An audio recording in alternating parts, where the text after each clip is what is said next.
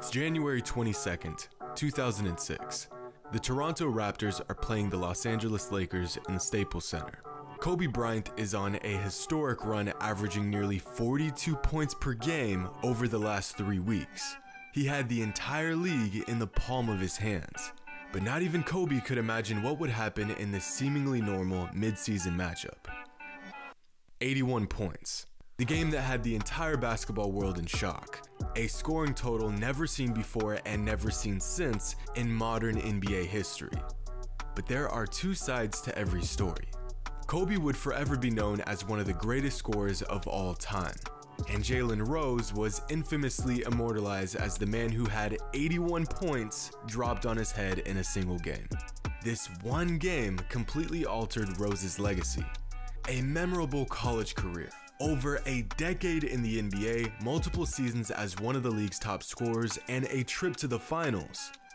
And yet, most fans remember him for one thing, and one thing only: getting abused by the great Kobe Bryant for 40 minutes. That's it. Everything else this man did has been forgotten because of one bad game. Well, one really bad game. But the worst part is, this never happened.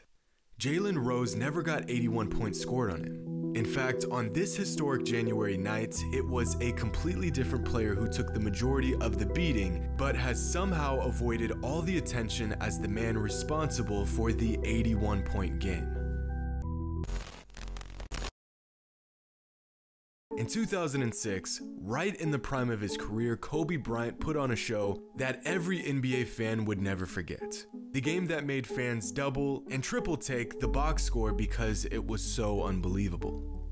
81 points in a single game.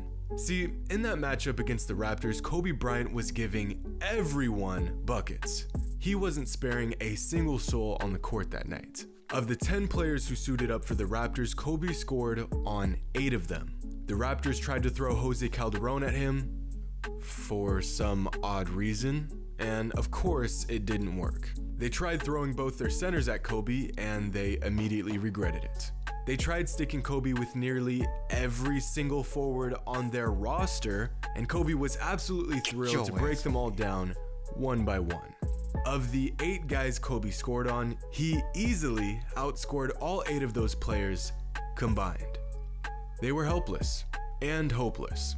They were going to be on the wrong side of history, and they knew it. Just look at their head coach, Sam Mitchell. He's absolutely sick. But the man who takes all of the slack for this epic performance is Jalen Rose, a player that accomplished so much and yet only gets remembered as that one guy who Kobe torched for 81. Of the 81 points Kobe scored, Jalen Rose was guarding Kobe for only 21, which accounts for only about 25% of all of his points. So, with nearly everyone on the Raptors roster accounting for 69% of the points, who accounts for the other 31%? Here's the tall Texan Mim. Now to the corner of the key, Bryant working on Peterson, who normally draws the assignment of the opposition's best player. Stop it.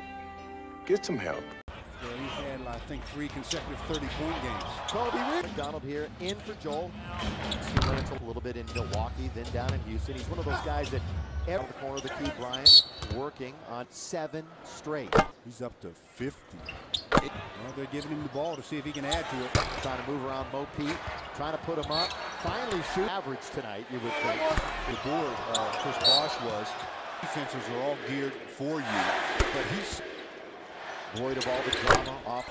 Nobody helping right now defensively, so he'll take the Taylor's Laker record. For 3 again. Started by Mo Peterson. Kobe pump fake for 2. Kobe cut off at the pass. I can't go one way, so I'll go for the night at least. Bryant for 18 for 20 from the line, and an 81-point game.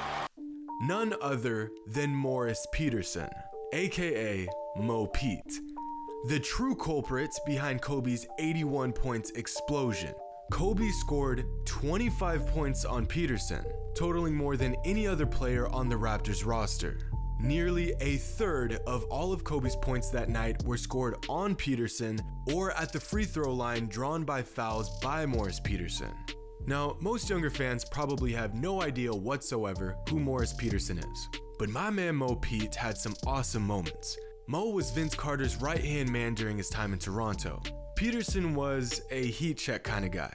The type of player who may give you the loudest 25 points with dunks and highlights, or he may give you 5 points in 30 minutes. He was a flashbang wildcard.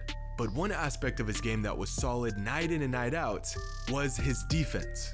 Peterson was the Raptors' defensive stopper, usually assigned with guarding the opposing team's best perimeter player. Well, at least that's what his reputation was in the league. The designated defensive juggernaut. Boy, was that an unfitting title for old Mo Pete.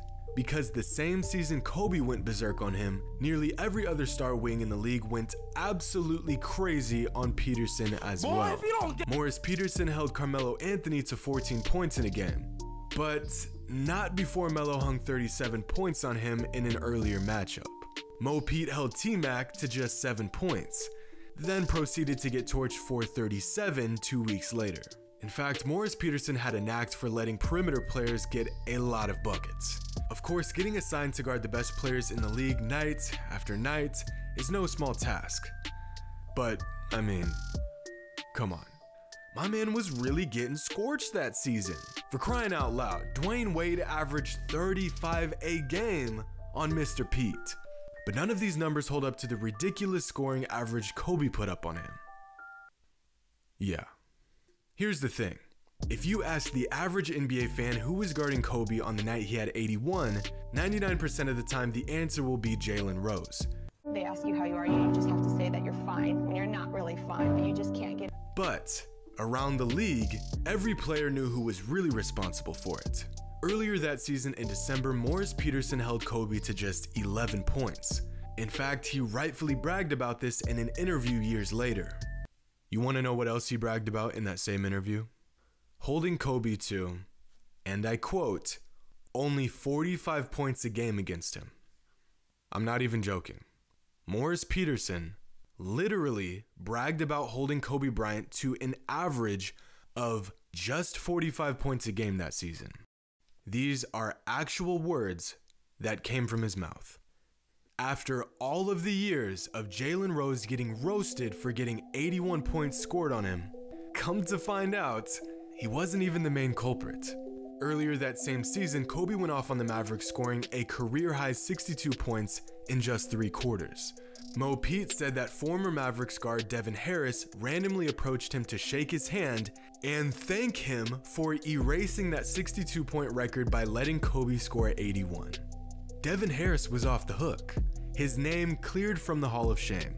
But somehow, Mo Pete avoided this fate as well, and instead, Jalen Rose took the fall. Just like any other Hall of Fame, the list of players who got lit up for historic totals is very exclusive. It takes an incredible player on their best night being guarded by some poor guy just trying not to lose his job. These guys were all on the wrong side of history. It's unfortunate, but at the cost of their self-esteem as a defender, we love to see it. And for the last 14 years, Jalen Rose has been the ambassador for this exclusive club. It's not fair. This wasn't entirely his fault. I think it's time that we induct the long overdue Morris Peterson into the infamous club. So, yeah. Sorry, Jalen. Our bad.